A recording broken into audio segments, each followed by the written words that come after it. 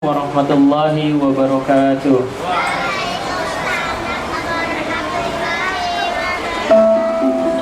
Alhamdulillah, para hadirin yang budiman, ini adalah pertemuan yang bagi saya sangat istimewa. Pertama, kita di tempat yang sangat istimewa. Biasa di masjid-masjid, surau-surau, acara-acara religi, ternyata bisa juga di acara restoran yang penuh dengan metropolitan ini. Mudah-mudahan kita doakan Radik Pizza bisa mengembangkan terus, bisa menjadi makanan favorit orang-orang Jakarta dan sekitarnya. Amin. Dan bisa mengalahkan produk-produk Yahudi. Amin ya rabbal alamin. Yang kedua, acara istimewa juga dihadiri oleh anak-anak yang dimuliakan Allah, diagungkan Allah, juga dimanjakan oleh Allah, yaitu anak-anak yatim dan piatu. Kita harus bercermin kepada mereka. Suatu saat anak-anak kita akan sama seperti mereka, atau kita yang akan kehilangan anak-anak kita. Keistimewaan yang ketiga dan yang utama adalah hari ini kita dihadiri oleh motivator, seorang dosen, seorang komposer musik, sekalipun mohon maaf dalam keadaan tidak bisa melihat seperti kita, yaitu Mas Eko Ramaditya Adhikara.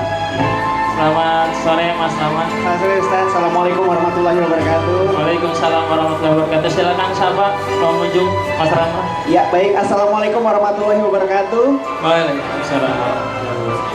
Apa kabar semuanya? Luar biasa semuanya. Walaupun saya tidak bisa melihat rekan-rekan yang ada di sini, insya Allah semuanya bercahaya. Amin ya rabbal alamin. Hari ini saya merasa bahagia dan senang sekali karena bisa menghadiri launching sebuah album yang wow, ya indah sekali. Bahkan tadi waktu di tempat duduk saya sempat pegang-pegang suling saya. Udah kepengen mainin aja itu lagunya ya. Ya jadi alhamdulillah hari ini saya mendapatkan kehormatan untuk bisa di sini, dan insya Allah nanti akan berbagi juga dengan Ustadz di sini. Kenapa? Sudah? Terima kasih Ustadz, terima kasih Mas Rama. Saya bingung Mas atau Ustadz, dua-duanya ada ya. Jadi para pengunjung, terus terang kalau kita baru melihat saja itu kita sudah termotivasi karena memang beliau sang motivator ya. Nah Mas Rama, kita di sini orang-orang yang tidak seperti Mas Rama. Kalau menurut saya kita orang-orang yang berkelebihan ketimbang Mas Rama. Betul. Tapi ternyata kita justru kalah dibanding Mas Rama. Artinya Mas Rama punya semangat untuk membangkitkan hidup ini biar lebih bermakna di tengah-tengah orang lain. Nah, gimana Mas Rama tentang kemanfaatan kita sebagai seorang muslim? Ya subhanallah, Allah sudah menciptakan kita dalam wujud yang paling sempurna. Mungkin pemahaman ini yang selama ini belum banyak merata atau dipahami oleh kita semua, bahwa yang dimaksud Allah dengan paling sempurna adalah ketika kita mampu optimal menjalankan apa yang kita miliki, ketika kita mampu menghayati apa yang kurang pada diri kita dan apa yang lebih pada diri kita. Sesungguhnya kita semua sama. Yang disebut keterbatasan sebenarnya bukan soal fisiknya, Pak Ustadz, bukan soal kekayaannya, tapi lebih kepada keterbatasan yang ada dalam hati. Jadi saya mau bikin perhitungan misalnya seperti ini. Nilai sempurna manusia adalah 10. Nah, barangkali Pak Ustadz di sini dan juga rekan-rekan yang ada di sini, karena penglihatannya sempurna, anggaplah nilainya 7.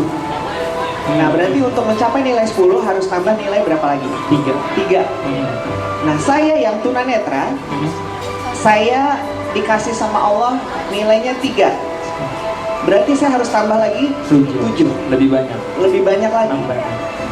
Dengan kata lain, sebenarnya sama.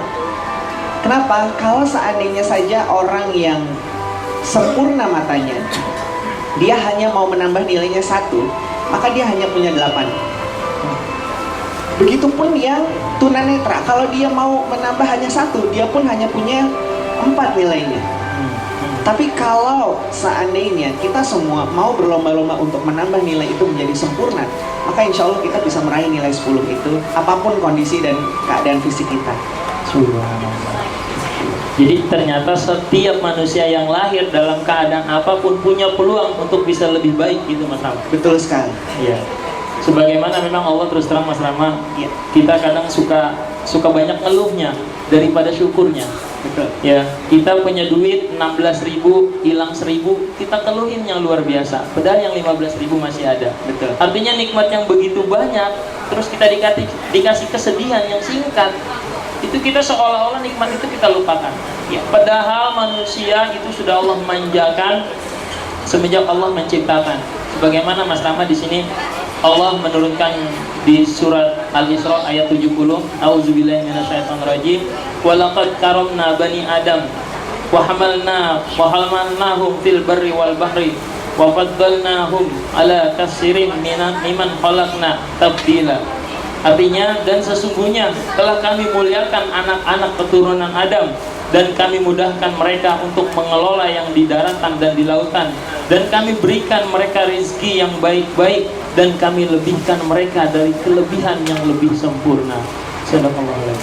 Jadi ternyata Allah sedikit pun nggak pernah zalim kepada kita, gitu Mas Rama. Insya Allah tidak pernah. Iya. Nah, kira-kira apa lagi yang mau disampaikan Mas Rama? Ya, dan ini juga berhubungan dengan firman Allah yang kalau kita terjemahkan adalah, barang siapa hambaku yang pandai mensyukur nikmatku, akan aku tambah, akan aku limpahkan nikmat tersebut. Namun apabila hambaku tidak pandai bersyukur, niscaya azabku sangat pedih. Kalau boleh saya mencoba untuk menganalisa berdasarkan apa yang saya pelajari dari guru saya, bahwa sesungguhnya soal nikmat dan azab itu tidak harus kita menunggu sampai kita bertemu dengan surga dan neraka. Saya mau ambil contoh dalam kehidupan saya sendiri sebagai tunanetra. Seandainya saja kita bicara azabnya dulu deh, yang enak dulu deh. Seandainya saja saya sebagai seorang tunanetra dalam keadaan seperti ini, saya mengeluh, Allah tidak adil. Kalau di sinetron ada gemanya kan? Iya. Bagaimana mungkin? Allah memberikan keadaan seperti ini. Saya tidak bisa apa-apa, tidak bisa nyetir mobil, tidak bisa lihat wajah orang tua saya, tidak bisa membaca, menulis. Maka insya Allah saya tidak akan keluar dari rumah. Saya tidak akan belajar, tidak akan sekolah, tidak akan mengaji, tidak akan bekerja, dan insya Allah tidak akan mendapatkan pasangan juga. Dan itu adalah azabnya sesungguhnya.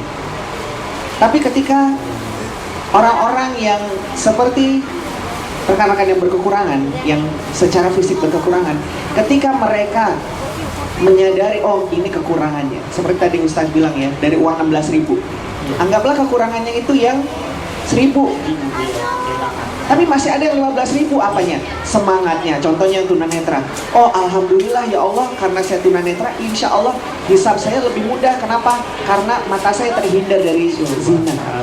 Oh alhamdulillah ya Allah, kenapa tunanetra? Lebih hemat, karena kalau lampu mati nggak harus khawatir.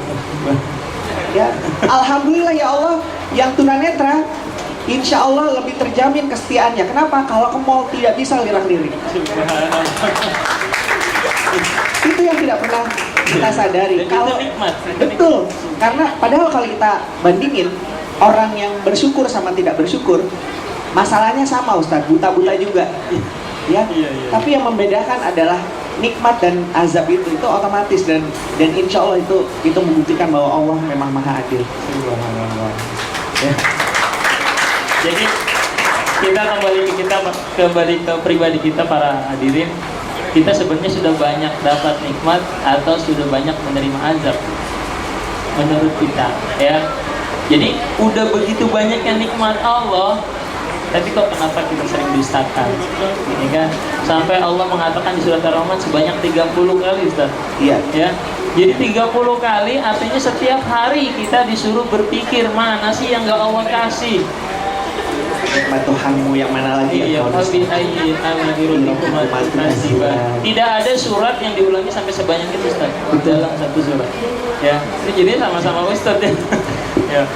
Oke, ya para hadirin ya. Jadi mudah-mudahan kehadiran Mas Rama ini membangkitkan kita yang sebenarnya memiliki kelebihan. Pasti setiap kita memiliki kelebihan. Betul. Karena kitanya aja yang lebih mengeluarkan kelemahannya kita. Ya silakan lagi Mas Rama, apa lagi?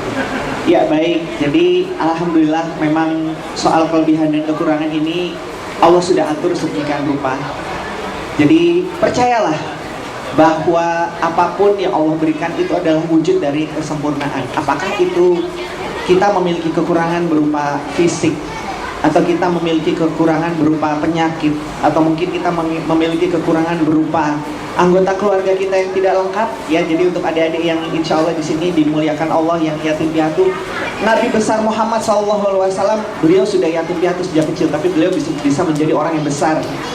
Ya, itu menjadi bukti, ya, menjadi panutan bagi kita bahwa ternyata itu semua tidak menghalangi, tapi karena Rasulullah Muhammad mau berjuang dengan keras, maka alhamdulillah beliau pun Allah pilih, Allah tunjuk sebagai orang besar. Dan alhamdulillah Ustadz, jadi memang seperti yang saya bilang tadi, untuk hari ini dari launching Munajat Hamba ini saya sangat terinspirasi. Jujur kemarin itu waktu Ustadz ke rumah, saya baru dengar lagunya tapi belum sempat saya hayati. Jadi waktu tadi saya makan, saya bawa suling saya, wah saya bisa menghayatinya, dan insya Allah saya akan coba mainkan salah satu penggalannya. Baru di situ. Baru hari ini. Nah, ini suling saya. Iya. Ini suling saya. Dan kebetulan para hadirin, beliau komposer ya, jadi ahli musik. Termasuk beberapa game di Indonesia ya, itu beliaulah yang membuat musik.